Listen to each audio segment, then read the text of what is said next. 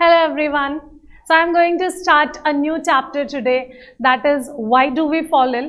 और इसके हम बहुत सारे टॉपिक्स जो हम NTSC की तैयारी कर रहे हैं उसके हिसाब से पढ़ने वाले हैं और किन पे क्वेश्चंस आएंगे हम उस पे स्ट्रेस करने वाले हैं आज के हमारे इस लेक्चर में। तो आइए हम स्टार्ट करते हैं why do we fall ill. इसमें हम जो पढ़ने वाले हैं बहुत सारे डिसीजेस के बारे में पढ़ने वाले हैं, उनका क्या रीज़न होता है, वो किस तरह से स्प्रेड होती हैं, और फिर हम जब नेक्स्ट लेक्चर देखेंगे तो उसमें देखेंगे कि किस तरह से हम उनका ट्रीटमेंट कर सकते हैं और बेटर है कि हम उनको कैसे प्रिवेंट कर सकते हैं। और नेक्स्ट लेक्चर में होंगे इससे रिलेटेड प्रीवियस ईयर्स के NTSC क्वेश्चन। ठीक है, सो आइए हम स्टार्ट करने से पहले ये देख लेते हैं। बहुत ज़रूरी है आप सबको ये याद कराना, क्योंकि बहुत सारे यहाँ पे नए स्टूडेंट्स भी होते हैं जो हमारे साथ यहाँ पे जुड़ते हैं और उनको मालूम इसलिए करने के लिए मैं ये लाई हूँ कि ई-करियर पॉइंट ऐप प्लीज़ ज़रूर गूगल प्ले स्टोर से डाउनलोड करिए।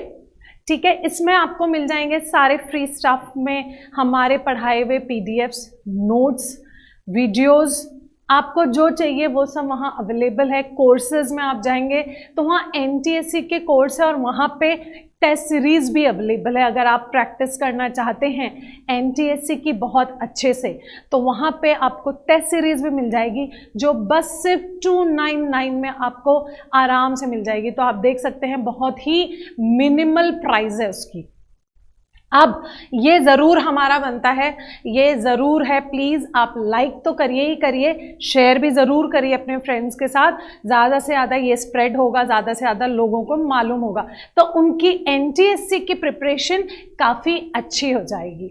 और फाइनली ये सब्सक्राइब करना तो बनता ही है ताकि आपको टाइमली हमारी सारी नोटिफिकेशन मिलती रहे, आपको हर सब्जेक्ट के बारे में पता चलता रहे किस टाइम पे क्या आ रहा है, ताकि आप अपनी NTSC की प्रिपरेशन काफ़ी अच्छे से कर सकें।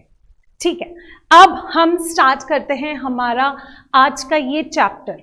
और जैसे कि हमने बोला why do we fall ill, तो इसमें सबसे इंपॉर्टेंट हमारा टॉपिक आ जाता है, वो है हेल्थ। हेल्थ नहीं तो कुछ भी नहीं। हमें हेल्दी रहना है, लेकिन हेल्दी रखने के लिए हमें ये मालूम होना चाहिए कि उसमें क्या क्या चीज़ें इंक्लूडेड होती हैं। क्या सिर्फ हम बीमार नहीं हैं तो उसको हम हेल्दी होना बोलेंगे?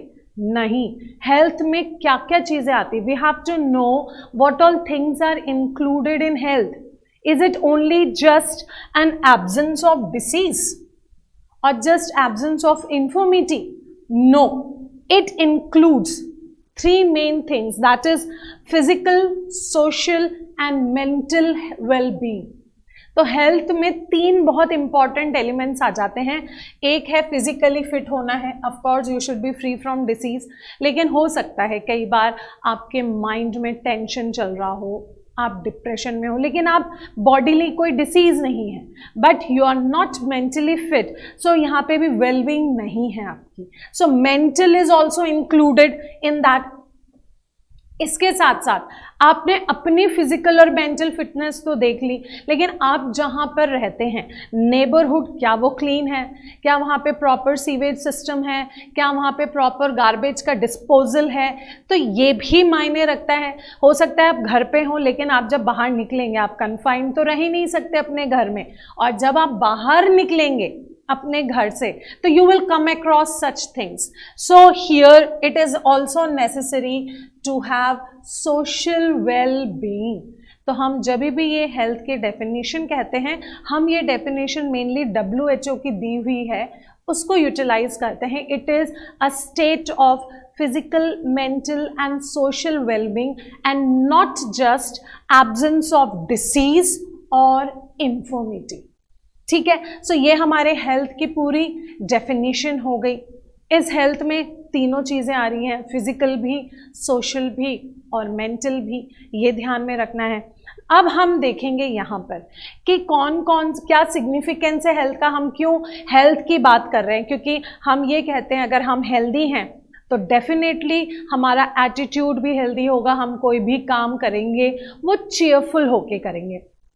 हेल्दी माइंड और हेल्दी एटीट्यूड तो होना ही चाहिए along with the healthy body. आप बॉडीली हेल्थ मतलब आपको कोई डिसीज नहीं है, लेकिन माइंड में टेंशन चल रही है, तो ऑफ कोर्स आप जो काम कर रहे होंगे, आप जो पढ़ाई कर रहे होंगे, कहीं ना कहीं वो इफेक्ट होगी। So we have to be having an healthy body along with the healthy mind and good attitude. हमारे अंदर जेलसी नहीं होनी चाहिए, लड़ाई की भावना नहीं होनी चाहिए। We should be healthy in every way. तो हमारी efficiency of working will increase, और हम जो भी काम लेंगे वो हम खुश होके एनर्जेटिक वे में एफिशिएंटली उसको करेंगे। सो ये हमारे हेल्थ का सिग्निफिकेंस हो गया कि हमें क्यों हेल्दी रहना चाहिए। अगर हम यहाँ पे गुड हेल्थ की बात करते हैं तो ये आपको खुश रखेगा, it will make you happy. जैसे मैंने आपसे बोला, आप खुश रहेंगे, हर काम को करने की इच्छा रहेगी, आप ज़्यादा से ज़्यादा काम करेंगे और अच्छा काम करेंगे। सो यही चीज़ है। सो हेल्थ को अच्छे कंडीशन में हमें रखना पड़ेगा ताकि हम जो भी काम करें वो चेयरफुल होके हैप्पीनेस, खुशी के साथ उसको करें। अब हम आ जाते हैं उन फैक्टर्स पे जो हमारी हेल्थ को अफेक्ट करती है। ये बहुत इंपॉर्टेंट कॉन्सेप्ट है। हमने कह दिया हमें हेल्दी होना चाहिए, पर हमें ये भी मालूम होना चाहिए कि हमारी हेल्थ को मेंटेन करने के लिए कौन कौन सी चीज़ें हैं जो हमें हेल्दी रखेंगी। सो यहाँ पे क्या क्या फैक्टर्स हैं इंक्लूडेड है। क्या हम जहाँ रहते हैं अपने बारे में, अपने पर्सनल हाइजीन को ही ध्यान में रखें या पब्लिक हेल्थ भी देखें, पब्लिक हाइजीन को भी देखें। सो यहाँ पे हर चीज़ इंक्लूड हो जाएगी।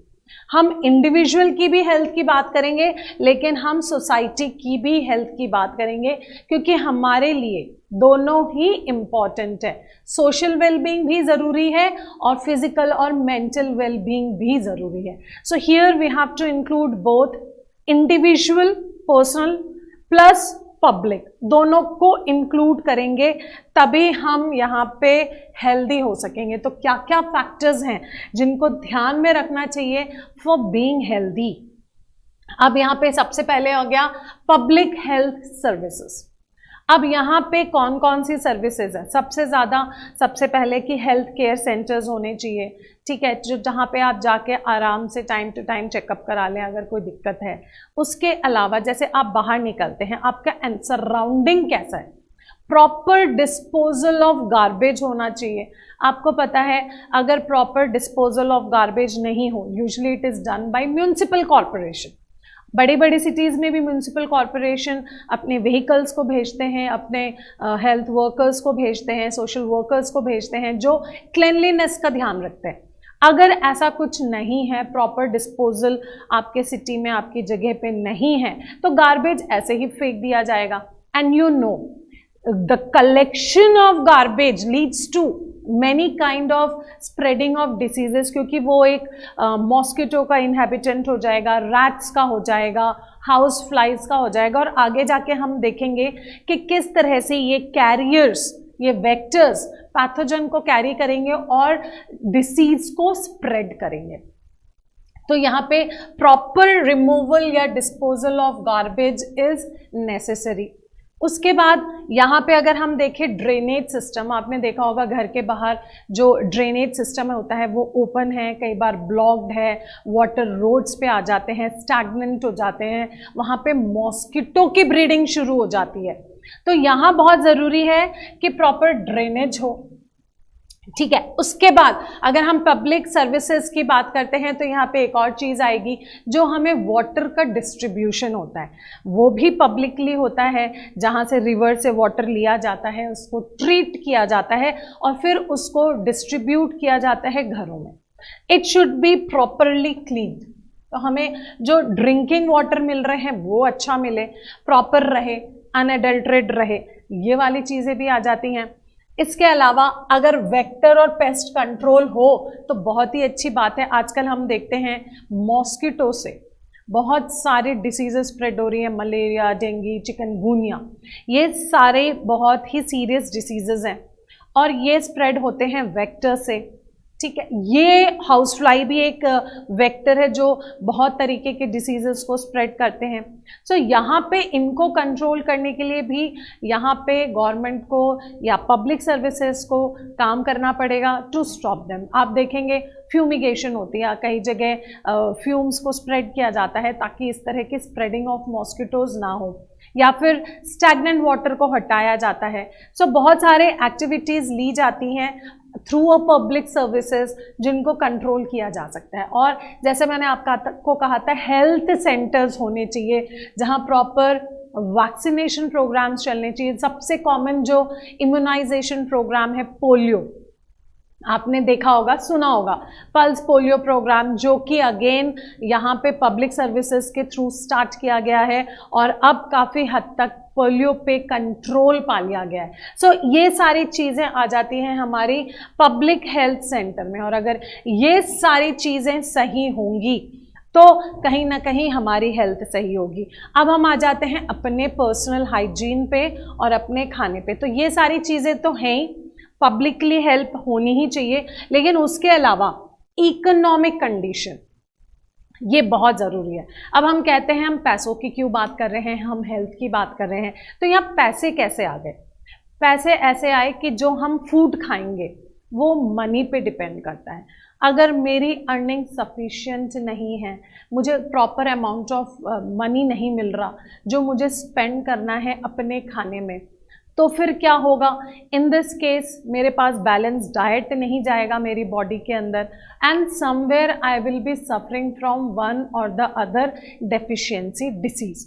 तो यहाँ पे प्रॉपर अर्निंग ज़रूरी है ताकि हम न्यूट्रिशियस फूड खा सकें, प्रॉपर वे में बैलेंस डाइट खा सकें और हम हेल्दी रहें। इसके अलावा हमें यहाँ पे सोशल इक्वालिटी और हार्मनी, यानी कि हम जहाँ रहते हैं, जिनके साथ रहते हैं, नेबर्स हो गए, हमारे पड़ोसी हो गए, हम यहाँ पे किसी के साथ कहीं जॉब कर रहे हैं तो हमारे नेबरहुड में जो बैठते हैं, इन सब के साथ हमें हार्मोनियल रिलेशन करना है, हेल्प रखनी है। कोई फाइट, कोई जेलसी, कोई ईगो नहीं रखना, उनके साथ शेयरिंग के साथ रहना है, खुश होकर रहना है, अपने हैप्पीनेस शेयर करनी है। तो ये सारी चीज़ें आ जाती हैं हमारी सोशल वेलबींग में।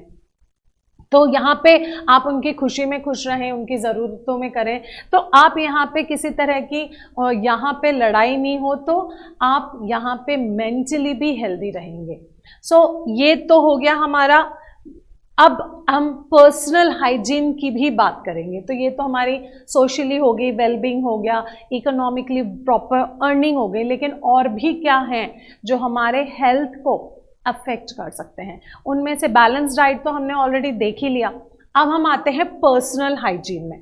पर्सनल हाइजीन में यानी कि हमें अपने को, खुद को बहुत हाइजीनिक रखना है। Time to time daily basis पे नहाना है, ब्रश करना है 2 टाइम्स इन अ डे, हमें क्लॉथ्स वॉश करके पहनने हैं। तो ये सारी चीज़ें भी रेगुलर बेसिस पे जो हम करते हैं वो सब करते रहना है, पर्सनल हाइजीन के अंदर आता है। So we have to clean our body on the regular basis, taking bath every day, all this we have to keep our comb separate, towel separate। so बहुत सारी चीज़ें हैं यहाँ पे जो डिसीजेज स्प्रेड हो सकती हैं थ्रू अनहाइजीनिक कंडीशन, तो वो भी हम स्टॉप कर सकते हैं बाय कीपिंग आवरसेल्व्स क्लीन।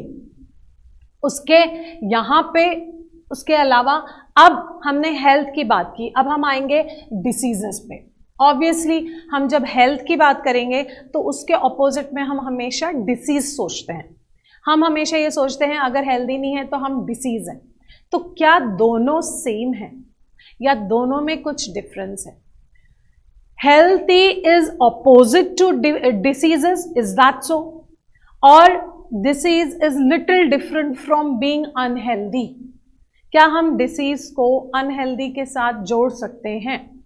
नहीं, यहाँ पे थोड़ा सा डिफरेंस है, स्लाइट डिफरेंस है। डिसीज की अगर हम बात करते हैं तो हम इंडिविजुअल की बात करते हैं, और यहाँ पे हम नॉर्मल स्टेट में नहीं होते और कुछ ना कुछ डिस्कम्फर्ट होता है। डिसीज यानी कि डिस ईज, यानी कि हमारे कंफर्ट में कुछ प्रॉब्लम है and we are feeling discomfort, और इसकी वजह से हम इस कंडीशन को कहते हैं डिसीज। और ये हमारी जो हेल्थ है it can affect the health और हम अनहेल्दी हो सकते हैं। लेकिन यहाँ पे हम डिसीज की बात कर रहे हैं, some disorder, some element, some discomfort taking place inside our body. तो कहीं ना कहीं हम फिजिकली हो सकता है, फिजियोलॉजिकली हो सकता है, कुछ ना कुछ इस तरह की कोई फंक्शनिंग प्रॉब्लम हो सकती है हमारी बॉडी के अंदर। यहाँ पे कुछ जेनेटिकल डिसऑर्डर्स भी हो सकते हैं, आगे जाके हम डिसीजेस को बाइफरकेट भी करेंगे। कुछ बाय बर्थ डिसीजेज हो सकती हैं जिसको हम जेनेटिकल डिसऑर्डर बोल सकते हैं, पैथोजेनिक इन्फेक्शियस डिसीजेज हो सकती हैं, किसी भी तरीके की डेफिशिएंसी डिसीज हो सकती है न्यूट्रिशनल वाली। तो यहाँ पे किसी भी तरीके से कुछ भी हो, अगर बॉडी में कुछ डिस्कम्फर्ट आ रहा है, इम्पेयरमेंट ऑफ ऑर्गन्स आ रहे हैं, यानी कि हम सफ़र कर रहे हैं डिसीज से। अब यहाँ पे क्या हम डिसीज फ्री को हेल्थ के साथ कंपेयर कर सकते हैं? Is it same? नहीं। कैसे? हेल्थ इज इंक्लूडिंग 3 थिंग्स जो हमने शुरू में पढ़ा, फिजिकल भी, मेंटल भी और सोशल वेलबींग। जबकि disease free is just the absence of element या discomfort and you are okay with your body functions, with the organs functioning. ये हो गया। यहाँ पे जैसे मैंने आपसे कहा था, when we are talking about disease and disease free, मतलब we are talking about individual. यहाँ पे हम इंडिविजुअल की बात कर रहे हैं, जबकि यहाँ पे हमारी सोशल वेलबींग और कम्युनिटी एनवायरनमेंट भी मायने रखती है, क्योंकि ये एक फिजिकल, मेंटल और सोशल वेलबींग की बात हो रही है। अब यहाँ पे अगर हम हेल्दी और डिसीज फ्री को और कंपेयर करें, तो यहाँ पे एक इंडिविजुअल हेल्दी हो सकता है जो अपने सारे काम परफॉर्म करे नॉर्मली। यहाँ पे डिसीज फ्री इंडिविजुअल है, वो भी पुअर हेल्थ भी हो सकती है, गुड हेल्थ भी हो सकती है। मतलब डिसीज फ्री तो है, लेकिन उसकी हेल्थ में हो सकता है वो पुअर हेल्थ भी हो, गुड हेल्थ भी हो। अगर मान लो कोई एथलीट है या कोई सिंगर है और उसका थ्रोट वर्क नहीं कर रहा उस वक्त, वो प्रॉपर गा नहीं पा रहा, तो पुअर हेल्थ हो जाएगी, लेकिन हम वहाँ पे डिसीज फ्री है। So here disease free can include good health as well as poor health. और यहाँ पे हेल्दी का मतलब है कि वो उस सिचुएशन में जो हेल्थ डिमांड करती है वो हेल्दी है, तो he is in good health. So disease free is not same as healthy. तो ये कंपैरिजन आ गया। अब हम यहाँ पे देखेंगे, जब डिसीज की ही बात चली है तो हम डिसीज को ही कंटिन्यू करेंगे। डिसीज में बहुत सारी चीज़ें हैं, कितने टाइप के डिसीजेज होती हैं, इनके इन्फेक्शियस एजेंट्स कौन होते हैं जो स्प्रेड करते हैं, उसके अलावा हम देखेंगे कि किस तरह से इनका ट्रांसमिशन होता है। तो ये सारी चीज़ें हमारी कनेक्ट हो जाती हैं डिसीज़ के साथ। तो अब हम जो डिटेल में पढ़ने वाले हैं वो डिसीज़ के बहुत सारे कॉन्सेप्ट्स।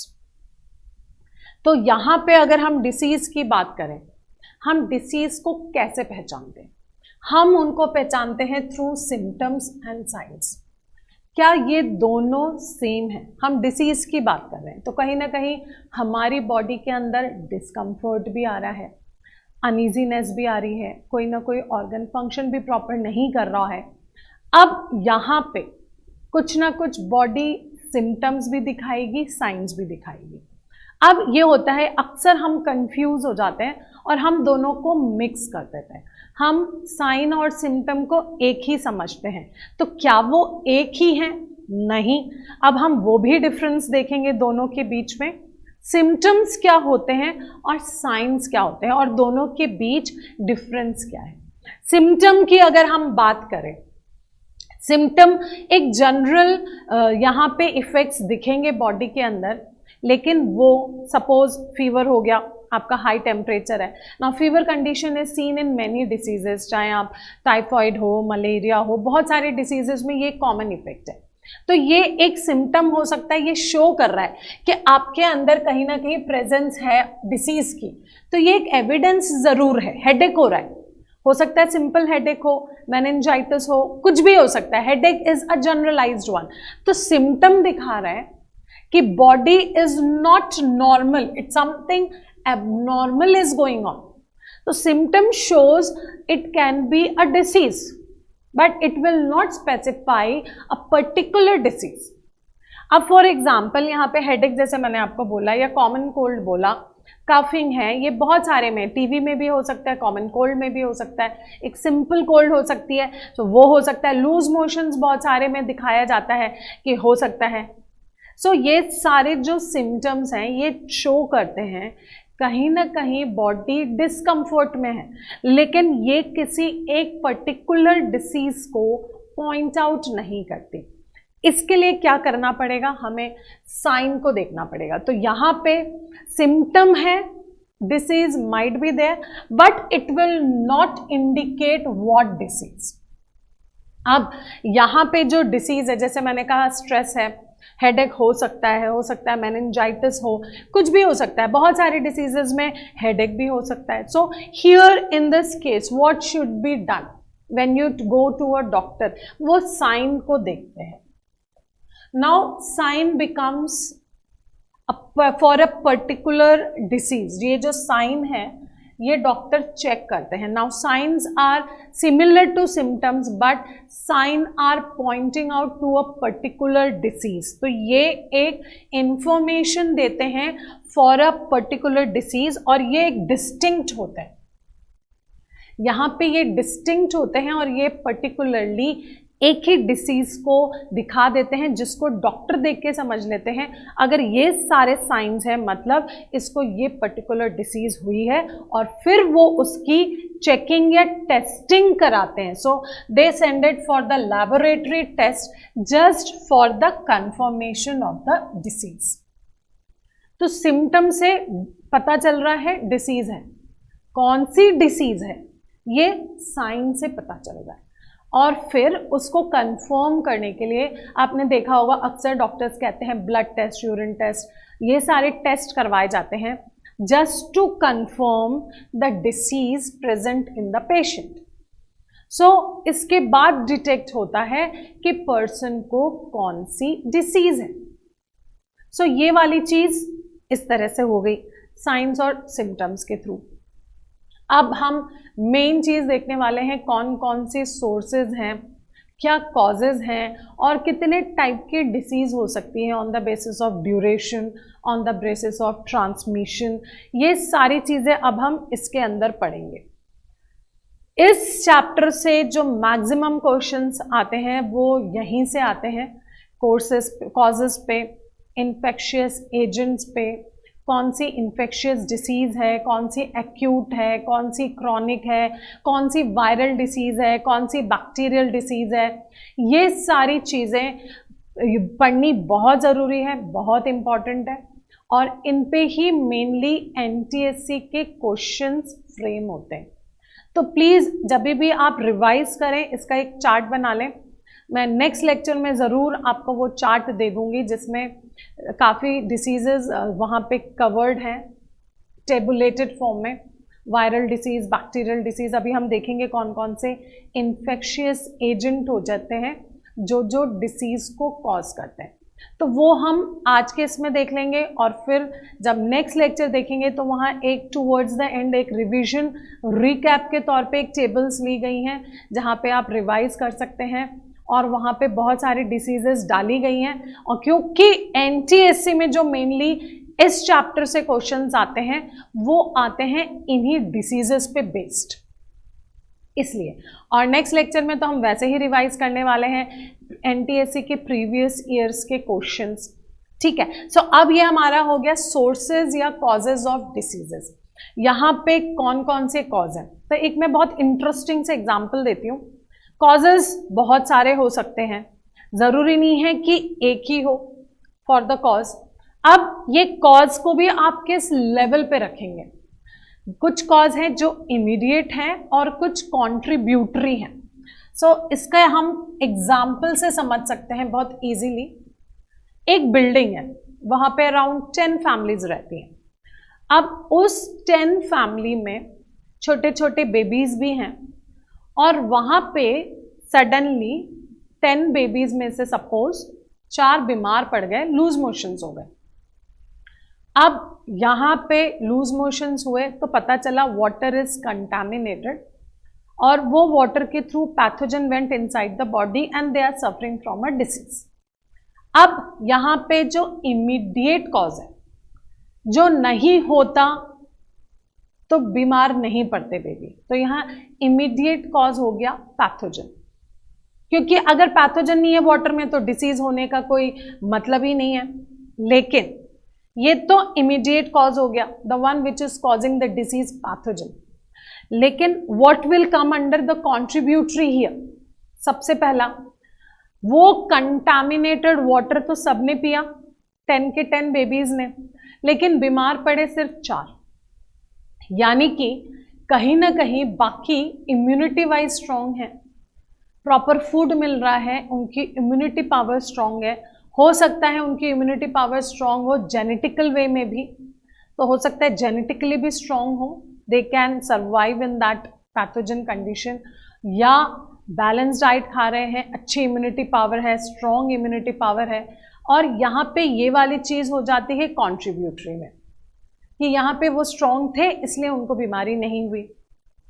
थर्ड हो सकता है सेकेंड लेवल ऑफ दिस, जो कंटामिनेटेड वाटर डिस्ट्रीब्यूट हुआ, ये भी एक कॉन्ट्रीब्यूटरी डिसीज हो गई। ये this is also a cause contributing to disease. Contaminated water नहीं होता तो बेबीज इल नहीं होते, तो ये वाली चीज सेकेंडरी हो जाती है।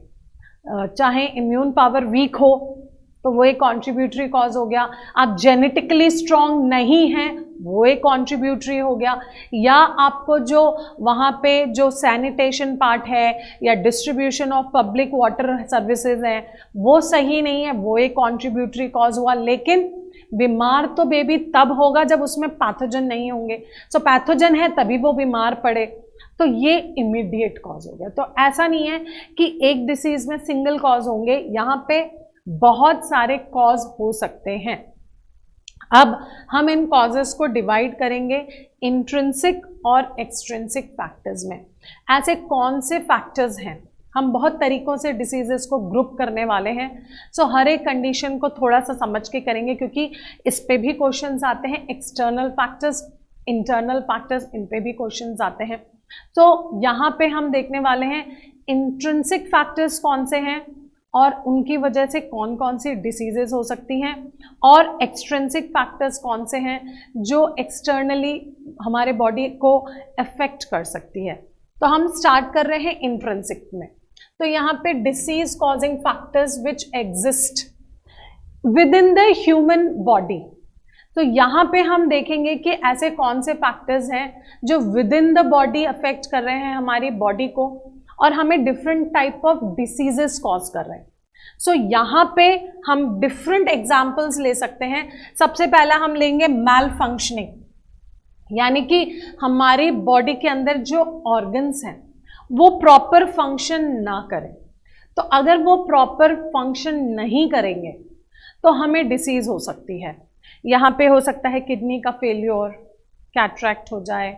सो कोई भी malfunctioning of our organs can lead to diseases. कोई भी ऑर्गन फंक्शन, हार्ट की प्रॉब्लम हो गई, वो ढंग से काम नहीं कर रहा, तो वहाँ पे प्रॉब्लम हो सकती है। तो हियर इंट्रिंसिक फैक्टर्स हो गए। अगर हम जेनेटिकल डिसऑर्डर की बात करें, जीन्स की बात करें, तो जेनेटिकल डिसऑर्डर जो बाय बर्थ भी हो सकते हैं, पेरेंट्स से ट्रांसफर होकर आए, तो वो इनबॉर्न है, अंदर से है, बाहर का कोई फैक्टर हमें अफेक्ट नहीं कर रहा। तो जेनेटिकल डिसऑर्डर हो गए, हेमोफीलिया, कलर ब्लाइंडनेस, ये सारी डिसीजेज हो गई। अगर हम हार्मोनल इम्बैलेंसेस की बात करें, हमारे अंदर होते हैं एंडोक्राइन ग्लैंड्स, और ये जो एंडोक्राइन ग्लैंड्स है ये हार्मोन्स को सिक्रीट करते हैं। इसके थोड़ा बहुत हमने प्रीवियस क्लासेस में भी पढ़ रखा है। पिट्यूटरी ग्लैंड है, ग्रोथ हार्मोन प्रोड्यूस कर रहा है, थायराइड है, थायरॉक्सिन प्रोड्यूस कर रहा है, मेटाबॉलिज्म में हेल्प करता है।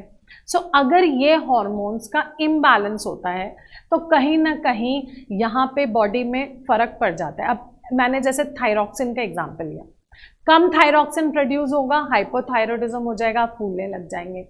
यहाँ पे ज़्यादा प्रोड्यूस हो गया, आप थिन होने लग जाएंगे, हाइपरथायरॉयडिज्म। तो यहाँ पे हार्मोन्स का भी इम्बैलेंस हो सकता है।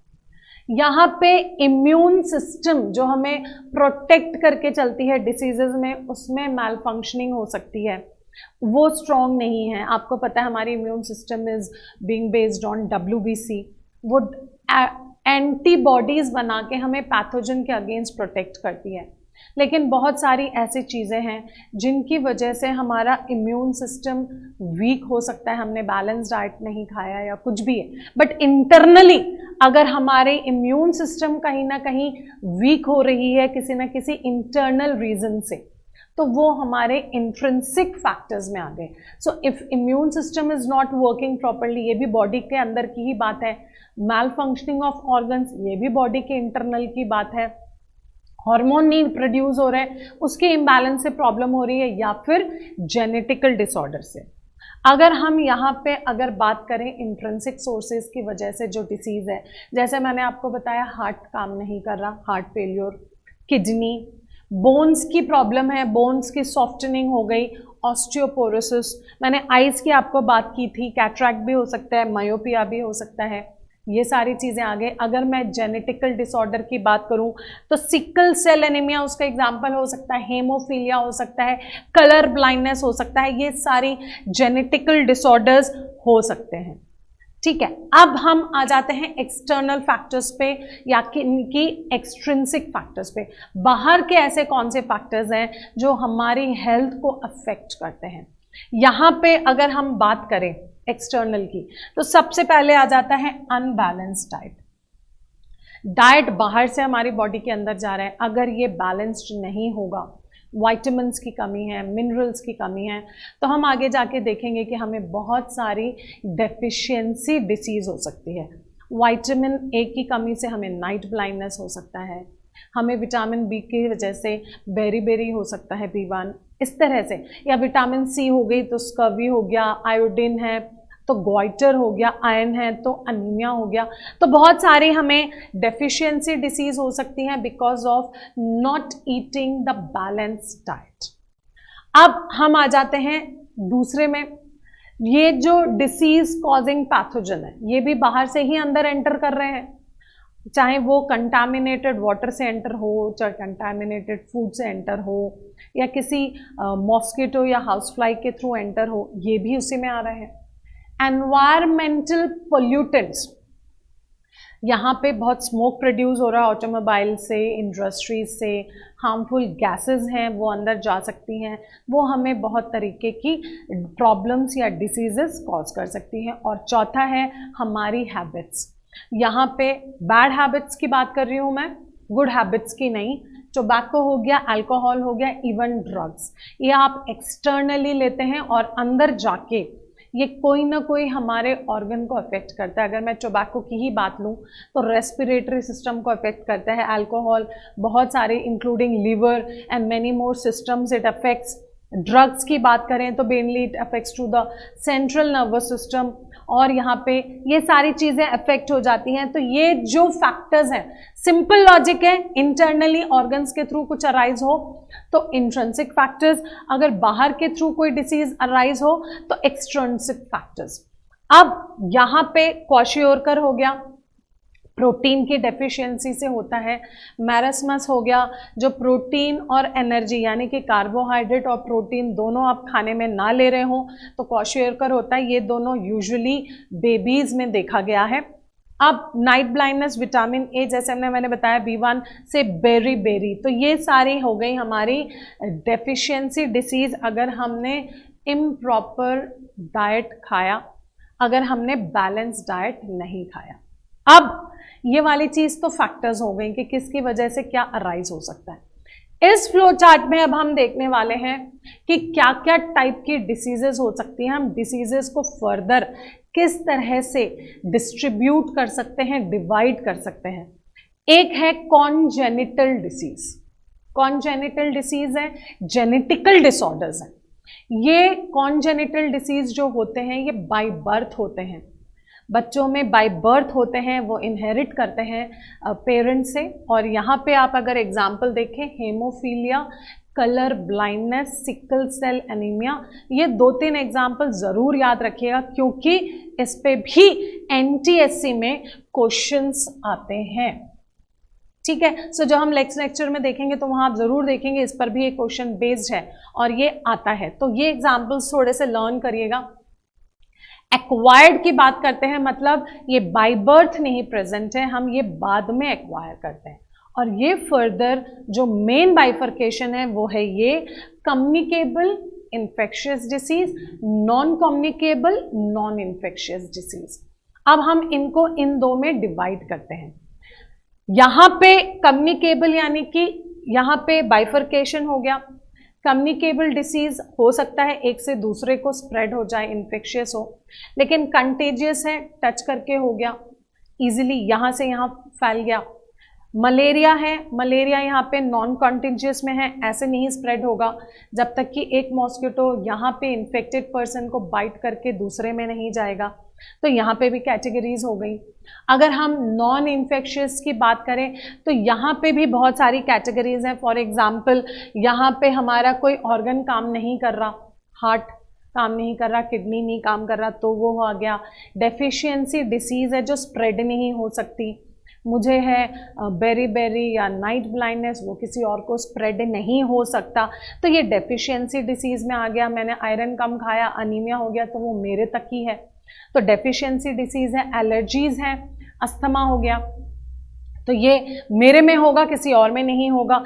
और cancer, cancer also can not spread from one person to another. तो ये इस पे भी क्वेश्चंस आ जाते हैं, ठीक है, इस पे भी क्वेश्चंस आ जाते हैं। तो ये वाली चीज़ें हैं जहाँ जहाँ मैं स्टार लगा रही हूँ, इन पे क्वेश्चंस आते हैं। तो ये सारे एग्जाम्पल्स आप ज़रूर याद रखिएगा, ठीक है। और आप खुद भी देखेंगे जब हम एनटीएससी के पेपर्स को डिस्कस करेंगे तो डेफिनेटली आप वहाँ पे देखेंगे कि इनसे रिलेटेड क्वेश्चंस पूछे जाते हैं। अब हम आएंगे कॉन्जेनिटल डिसीज, मैंने वहाँ फ्लो चार्ट में ही बता दिया था, the one which is present by birth. यहाँ पे haemophilia, colour blindness, sickle cell anaemia कुछ एग्जाम्पल्स हैं जो बाय बर्थ होंगे। और एक्वायर्ड वो है जो हम बाद में जाके डेवलप करते हैं या एक्वायर करते हैं। ये भी दो टाइप के हैं, हमने फ्लो चार्ट में देख लिया। अब हम वो कम्युनिकेबल नॉन कम्युनिकेबल से पहले एक और डिसीज का यहाँ पे बाइफर्केशन देखेंगे। Diseases can be divided on the basis of duration. यहाँ पे डिसीजेस का एक और बाइफर्केशन हो सकता है ड्यूरेशन के बेसिस पे, एक्यूट एंड क्रॉनिक। ये क्या है? अगर हम एक्यूट और क्रॉनिक की बात करें तो यहाँ पे acute remains for shorter period of time, छोटे टाइम के लिए है, थोड़ा सा सीवियर होगा लेकिन ये छोटे टाइम पीरियड के लिए है। कॉमन कोल्ड बहुत अच्छा इसका एग्जाम्पल है। कॉमन कोल्ड 2 से 5 दिन में ये होता है और ठीक हो जाते हैं हम।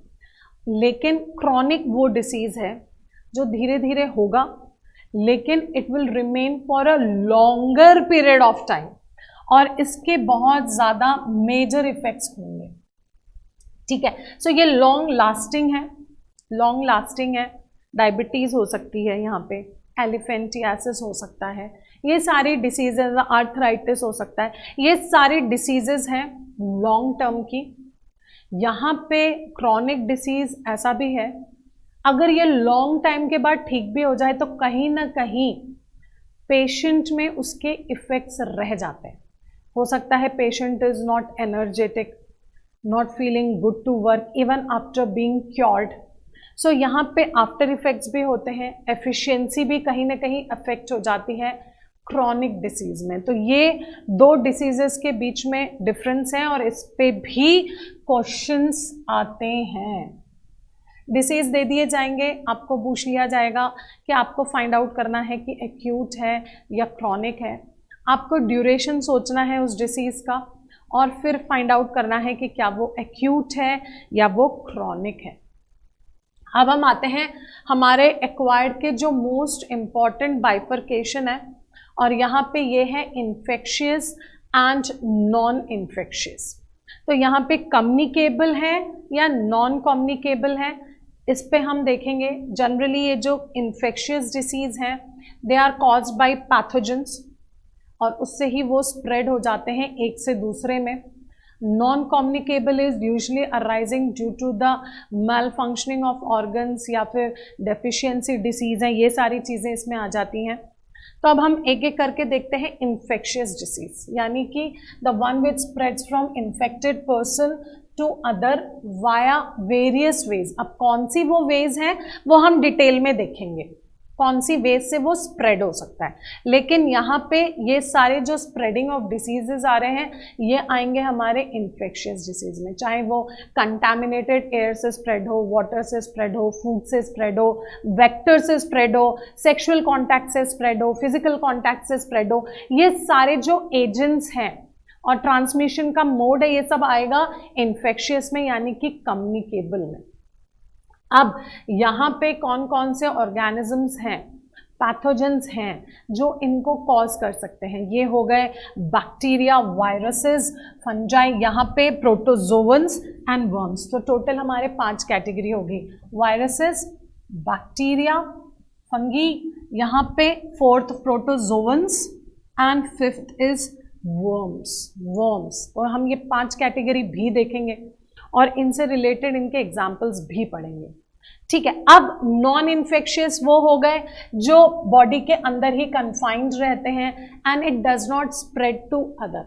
अगर मुझे डायबिटीज़ है तो वो किसी और को स्प्रेड नहीं होगी, अगर मुझे आई में कुछ प्रॉब्लम हो गई, डिफेक्ट है, तो वो किसी और को स्प्रेड नहीं होगा। सो ये नॉन इन्फेक्शियस है। तो ये मैल फंक्शनिंग ऑफ बॉडी ऑर्गन्स हो गए, जैसे मैंने बताया हार्ट काम नहीं कर रहा तो इस तरह की डिसीजेज हो गई, किडनी काम नहीं कर रहा तो ये नॉन कम्युनिकेबल डिसीजेज हो गई।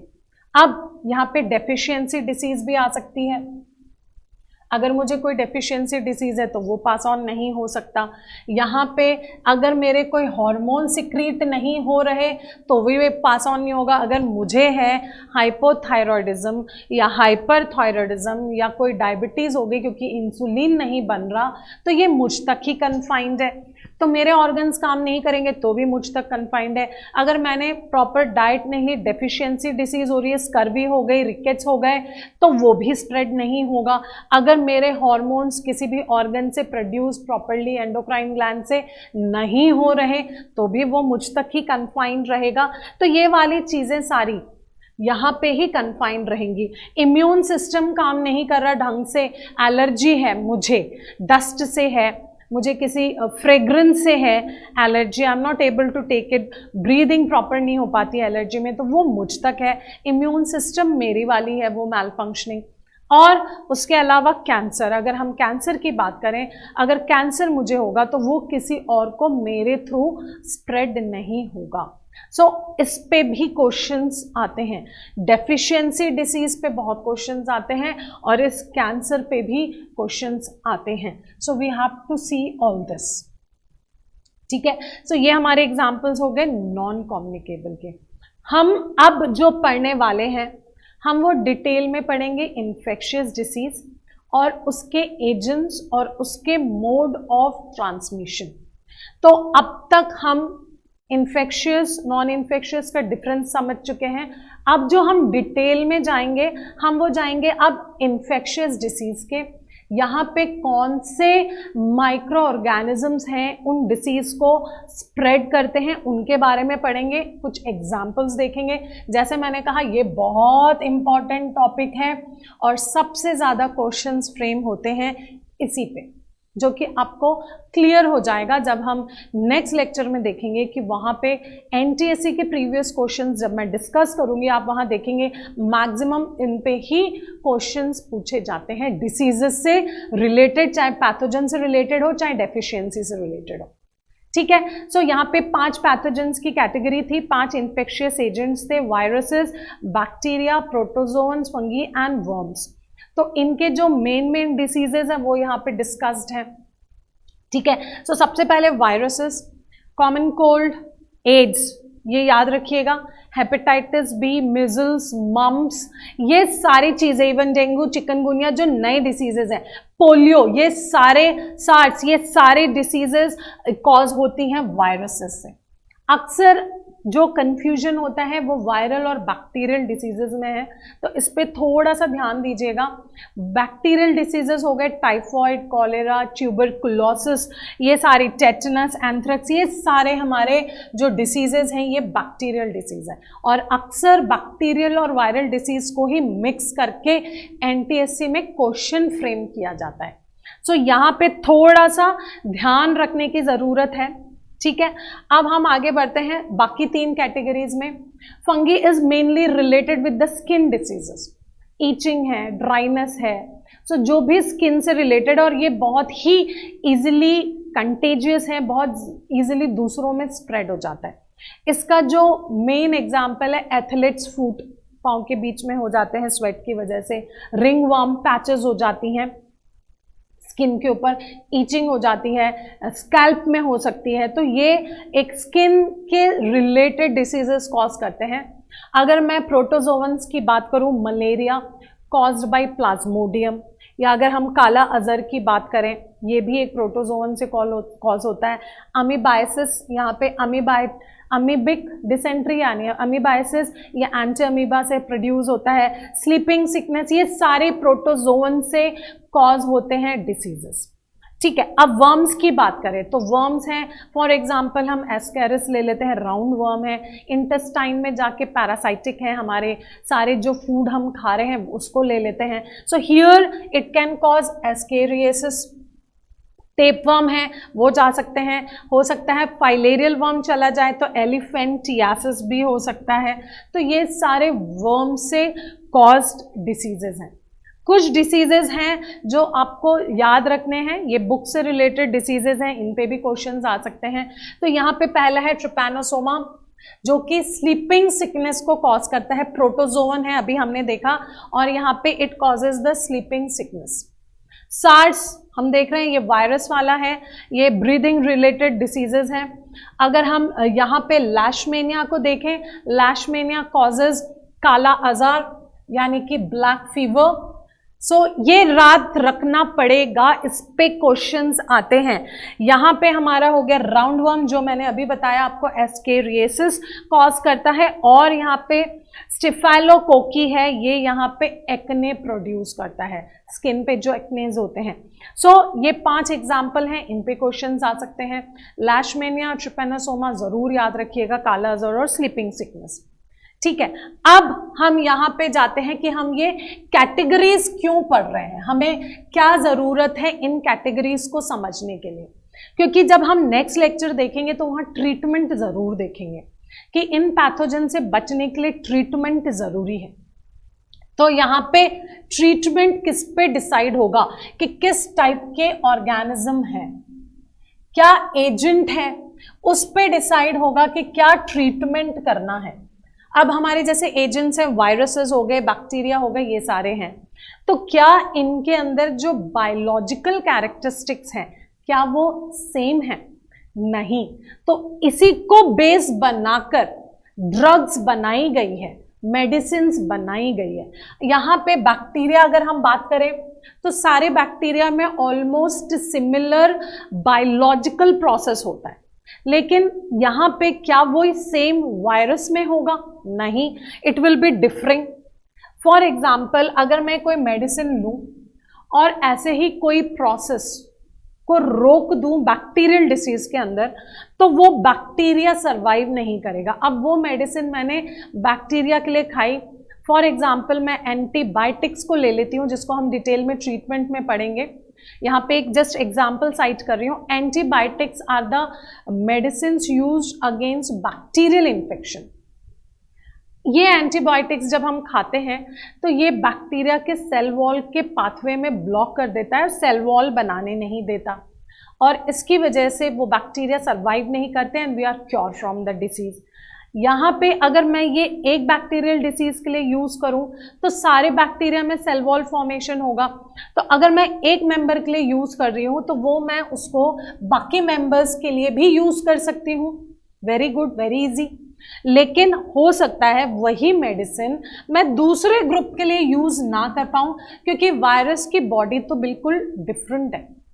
वायरस में कोई सेल वॉल नहीं है, It is simply made up of genetic material DNA और RNA and a protein coat. तो यहाँ पे हमें कैटेगरी ऑफ इन्फेक्शियस एजेंट को जानना जरूरी हो जाता है, इसलिए हमने ये कैटेगरीज को पढ़ा। अब हम बिल्कुल हमारे आज के लास्ट के टॉपिक में आ गए हैं। यहाँ पे ये किस तरह से ये इन्फेक्शियस डिसीज स्प्रेड होगी, ये पैथोजेंस एक से दूसरे में स्प्रेड होंगे, कम्युनिकेट कैसे करेंगे, यहाँ क्या क्या तरीके हो सकते हैं जिससे ये इन्फेक्शियस डिसीज कम्युनिकेबल हो सकते हैं, इन्फेक्शियस पर्सन से हेल्दी पर्सन तक ये जा सकते हैं। सो यहाँ पे ये जो मीन्स ऑफ स्प्रेड है हम वो पढ़ने वाले हैं। ये दो तरीकों से हो सकता है, डायरेक्ट ट्रांसमिशन भी हो सकता है, इनडायरेक्ट ट्रांसमिशन भी हो सकता है। ठीक है, अब डायरेक्ट ट्रांसमिशन है यानी कि डायरेक्टली जो इन्फेक्टेड पर्सन है उससे हेल्दी में चला जाएगा। मेरे को चिकन पॉक्स है और मेरे पास कोई हेल्दी पर्सन बैठा है तो इमीडिएट उसके पास वो डिसीज पहुंच जाएगी if we are in contact with each other. तो यहाँ पे ये डायरेक्ट ट्रांसमिशन हो गया। इनडायरेक्ट हो गया कि कोई बीच में इंटरमीडिएट एजेंट है, मुझे मलेरिया है, मुझे एक मॉस्किटो ने बाइट किया और फिर वो ले जाके उसने किसी और को, यहाँ पे हेल्दी पर्सन को बाइट कर दिया, तो यहाँ पे इनडायरेक्ट ट्रांसमिशन हो रहा है, एयर के थ्रू हो सकता है। सो यहाँ पे ये इमीडिएट इफेक्ट नहीं है, यहाँ पे कोई इंटरमीडिएट एजेंट होगा तो हम उसको इनडायरेक्ट ट्रांसमिशन बोलेंगे।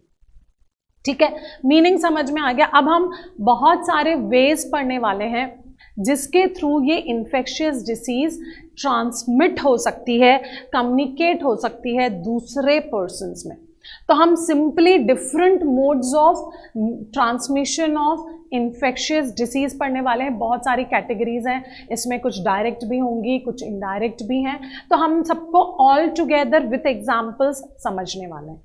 सबसे पहला physical contact with infected person, जैसे मैंने अभी आपको एक चिकन पॉक्स का एग्जाम्पल दिया था। स्किन में अगर उसके जो रैशेज हैं वो अगर हैं यहाँ पे, उसके थ्रू वो इजीली स्प्रेड आउट होते हैं। सो ये एक एग्जाम्पल है। If somebody is in contact with me, direct contact हो जाता है, सो यहाँ पे एक फिजिकल कांटेक्ट से स्प्रेड हो सकता है। The best example is chicken pox. अब अगर हम सेक्सुअल कांटेक्ट की बात करें, इस पे बहुत क्वेश्चंस आते हैं और हमें याद रखना है एड्स, साइफिलिस, गोनोरिया। यहाँ पे बहुत सारी डिसीजेस सेक्सुअली ट्रांसमिटेड होती है, तो हम एक वर्ड यूज करते हैं एसटीडी, सेक्सुअली ट्रांसमिटेड डिसीज। इसके बारे में हम 10th वाले चैप्टर में हाउ डू ऑर्गेनिजम्स रिप्रोड्यूस जब पढ़ा था, रिप्रोडक्टिव हेल्थ में भी हमने इसको डिस्कस कर रखा है। वही चीज़ अब हम यहाँ पे भी डिस्कस कर रहे हैं। तो सेम चीज़ है, जो सेक्सुअली ट्रांसमिटेड डिसीज़ हो, सेक्सुअल कांटेक्ट के थ्रू हो, और इनके एग्जांपल्स लर्न करना है। साइफिलिस, गोनोरिया ये एक बैक्टीरियल डिसीज़ है, और एड्स हो गया जो वायरल डिसीज़ है। यहाँ पे जेनेटिकल वर्ड्स, ये सारे वायरल डिसीज़ हैं, और यहाँ पे एक पार्टनर से दूसरे पार्टनर में ये ट्रांसफ़र हो जाता है। अगर हम सॉइल या बाकी चीज़ों की बात करें तो सबसे यहाँ पे सॉइल में भी बहुत सारे पैथोजेंस हो सकते हैं और इन्फेक्शन हमारे अंदर जा सकता है। अगर हमें कोई चोट लग गई है और वो ओपन है, तो आपने अक्सर देखा होगा हमें कोई चोट लगती है तो हम कहते हैं टेटनस का इंजेक्शन ले ले, क्योंकि यहाँ पे इस तरह के जो माइक्रोब्स हैं जो टेटनस कॉज कर सकते हैं वो प्रेजेंट होते हैं। तो अगर हम सॉइल के कांटेक्ट में हैं तो भी डिसीज़ हो सकती है। अब हम आते हैं ट्रांसप्लासेंटल ट्रांसमिशन। यहाँ पे अगर मदर को एड्स है या कोई और डिसीज है तो वो थ्रू प्लासेंटा, जो फीटस है मदर के यूट्रस में डेवलप हो रहा है, ये भी हम पढ़ चुके हैं। इन द मदर्स बॉडी जो फीटस यूट्रस में डेवलप हो रहा है वो अपना न्यूट्रिशन प्लासेंटा के थ्रू लेता है। वो अपने चारों तरफ एक डिस्क लाइक स्ट्रक्चर बना देगा जिसमें विलाई लाइक स्ट्रक्चर है, और उसके वो विलाई मदर के ब्लड के कांटेक्ट में होता है, और फीटस को जो भी ऑक्सीजन न्यूट्रिशन चाहिए वो ले लेता है प्लासेंटा के थ्रू, डिफ्यूजन के थ्रू, और जो फीटस में हार्मफुल सब्सटेंसेस प्रोड्यूस्ड है वो थ्रू प्लासेंटा मदर की बॉडी में चला जाता है। और जब ये एक्सचेंज हो रहा होता है तो हो सकता है फीटस के अंदर कुछ डिसीज कॉजिंग पैथोजन ट्रांसफर हो जाए, तो ये बहुत बड़ी चांसेस हो जाते हैं। और इसमें सबसे बड़ा एग्जाम्पल जो है वो है एड्स। यहाँ पे एड्स बहुत तरीकों से ट्रांसफर हो सकता है, through sexual contact, through placenta, mother to baby, infected mother to baby, हो सकता है कंटामिनेटेड निडल यूज करने की वजह से, या फिर at the time of blood transfusion, अगर कोई इन्फेक्टेड पेशेंट है, उसका ब्लड चेक नहीं किया गया और उसको ट्रांसफ्यूजन कर दिया गया एक दूसरे पेशेंट में जिसको चाहिए, तो भी एड्स स्प्रेड हो सकता है। मैंने एड्स पे इसलिए बोला क्योंकि इस पे अक्सर क्वेश्चन आ जाते हैं, तो इसके मोड ऑफ ट्रांसमिशन बहुत सारे हैं, तो वो हमें याद होना चाहिए। एनिमल बाइट से भी हो सकता है, अगर कोई डॉग रैबिड है, उसके सलाइवा में रैबिज वायरस है और उसने आके हमें बाइट कर लिया, तो it will release that rabies virus.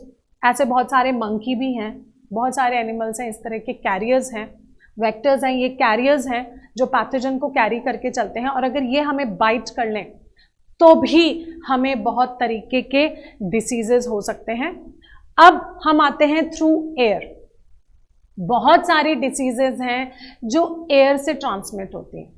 Coughing, हम अगर कॉफ कर रहे हैं, ट्यूबरकुलोसिस है, हम खांस रहे हैं, तो उसके जो ड्रॉपलेट्स हैं वो एयर में रह जाते हैं, और अगर किसी और हेल्दी पर्सन ने उसको इनहेल कर लिया तो वो उसके अंदर चला जाएगा, and it can cause many kind of respiratory problems. Common cold हो गया, ट्यूबरकुलोसिस हो गया, और अभी लेटेस्ट में हम कोविड वाला देख रहे हैं, उसमें भी यही हो, एयर इज द वन। सो अब यहाँ पे air is one mod of transmission.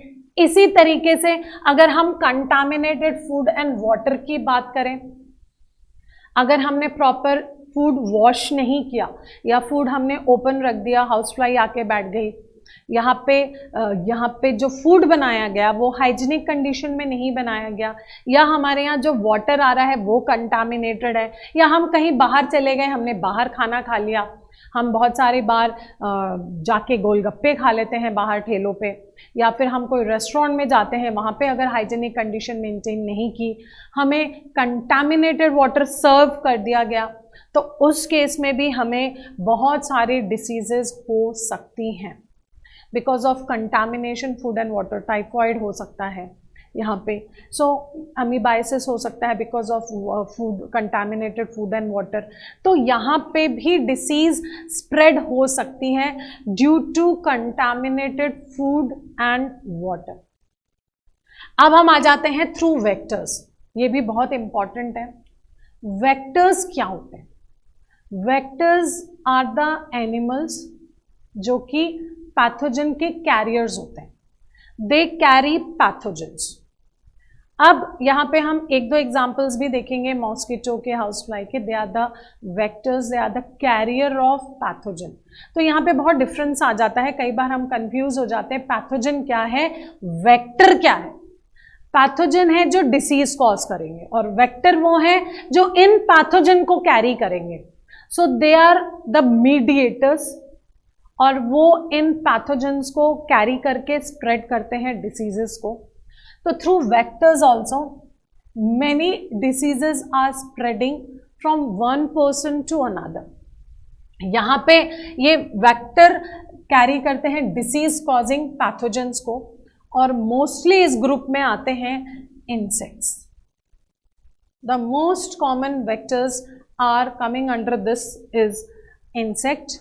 For example house fly अगर हम देख लें, हाउस फ्लाई हैं जो गार्बेज पे बैठती हैं, उनके लेग्स पे, बॉडी पे पैथोजेंस चिपक जाते हैं, और अगर हमने कोई फूड ओपन में रखा, if it is exposed, not covered properly, तो उस केस में वो पैथोजन को फूड पे ड्रॉप कर देते हैं, और यहाँ पे हमें हो सकता है कॉलेरा, टाइफॉइड, डिसेंट्री, ट्यूबरकुल, बहुत सारी डिसीजेज हमें हो सकती हैं because of this house fly.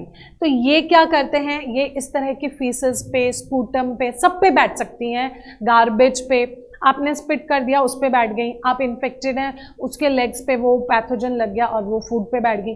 तो यहाँ पे जो भी उसको खाएंगे या पिएंगे वो इन्फेक्टेड हो जाएंगे. So they are the one who can contaminate the food and can lead to spreading of infectious disease.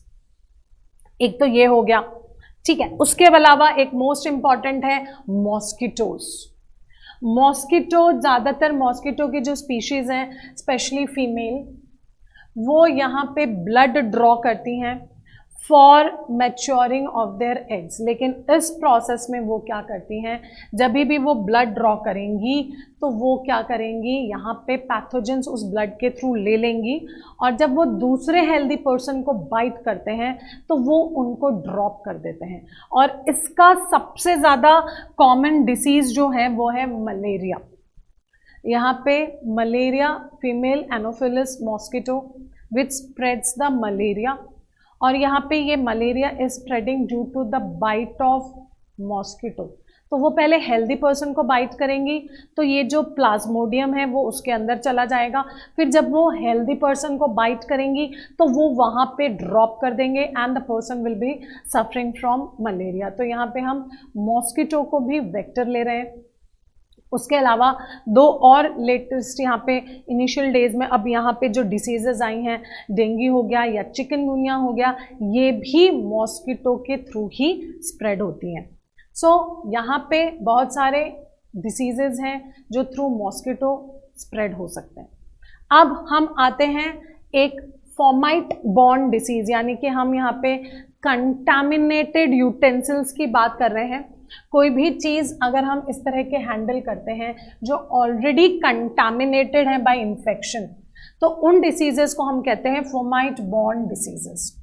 हो सकता है मुझे कॉमन कोल्ड है, मैं स्नीज कर रही हूँ, कॉफ कर रही हूँ और मैंने उसको कहीं ना कहीं हैंडल में लगा दिया, टेबल पे लगा दिया, तो वो अगर यहाँ पे कोई भी आर्टिकल्स में वो जर्म्स चले गए और फिर वो किसी और के अंदर एंटर कर गए तो वो भी इसमें आ जाते हैं. सो यहाँ पे बहुत सारी चीज़ें हैं, हैंडलिंग, हैंकरचिप्स हो गए, हैंडल्स हो गए, डोर्स हो गए, यूटेंसिल्स हो गए, बहुत सारे की इस तरह की ऑब्जेक्ट्स हैं जिसको आप टच करते हैं, इन्फेक्शियस हो जाते हैं वो, और फिर कोई हेल्दी पर्सन उसको टच करेगा तो वो उसकी बॉडी के अंदर वो पैथोजेंस जा सकते हैं. अब हम बिल्कुल लास्ट में आ गए हैं. ये एक और तरीका है जिससे इन्फेक्शियस डिसीज स्प्रेड हो सकता है. और जैसे मैंने अभी थोड़ी देर पहले आपको एड्स का बताया था कि एड्स के बहुत सारे मोड्स ऑफ ट्रांसमिशन हैं और उनमें से एक और है ये ब्लड ट्रांसफ्यूजन. जब भी हम किसी को ब्लड देते हैं तो वो ब्लड हमेशा चेक किया जाता है कि वहाँ पे कोई इन्फेक्शियस पैथोजन है या नहीं. अब यहाँ पे ये जो एड्स है, ये जो हेपेटाइटिस है, ये इजीली ट्रांसमिट हो सकता है थ्रू ब्लड ट्रांसफ्यूजन अगर हमने उस ब्लड को प्रॉपरली चेक नहीं किया और उसको किसी पेशेंट पर ट्रांसफ्यूज कर दिया. So this is another mode of transmission of diseases. तो हमने बहुत सारे मोड्स देख लिए और ये सब हम इसीलिए पढ़ रहे हैं ताकि हम अपने आप को बहुत सारी डेडली इन्फेक्शियस डिसीजेस से बचा सकें.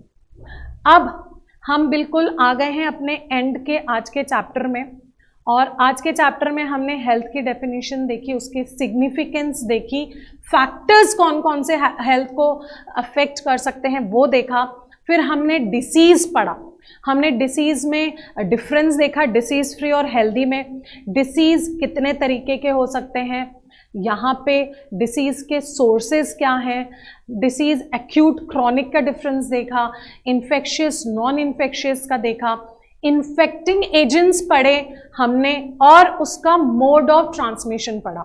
अब नेक्स्ट लेक्चर में हम जो पढ़ने वाले हैं कि ये जो पैथोजन जब हमारी बॉडी के अंदर एंटर करते हैं तो वो कौन से ऑर्गन्स को इन्फेक्ट करते हैं और उसके हिसाब से सिम्टम्स क्या होंगे. आज हमने सिम्टम्स और साइंस भी समझ लिया, उनके बीच का डिफरेंस भी समझ लिया.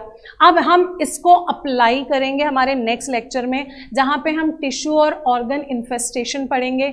यहाँ पे हम लोग ट्रीटमेंट पढ़ेंगे, किस तरह से हम इन्फेक्शियस डिसीज़ को ट्रीट कर सकते हैं, क्या प्रिंसिपल्स होने चाहिए फॉर ट्रीटमेंट, और फिर हम उसमें पढ़ेंगे कि क्या प्रिवेंटिव मेजर्स हम ले सकते हैं for avoiding the infectious disease. और फाइनली, जैसे हम हमेशा करते हैं, एनटीएससी के प्रीवियस क्वेश्चंस को भी हम डिस्कस करेंगे। तो ये सारी चीज़ें हम देखेंगे अपने नेक्स्ट लेक्चर में, why do we fall ill का, और वहाँ पे ये चैप्टर हमारा कंप्लीट हो जाएगा। So I hope you have understood the topics that I have taught you. Please जहाँ जहाँ मैंने स्टार मार्क लगाई है उसको लर्न करिएगा, उस पर बहुत क्वेश्चंस फ्रेम होते हैं हमारे एनटीएससी के एग्जाम में, तो उसको लर्न करिए, अच्छे से रिवाइज करिए। हम फिर मिलेंगे नेक्स्ट सेशन में जहाँ पे हम बाकी पोर्शन इस चैप्टर का कवर करेंगे। So please take care of yourself. Thank you and have a nice day.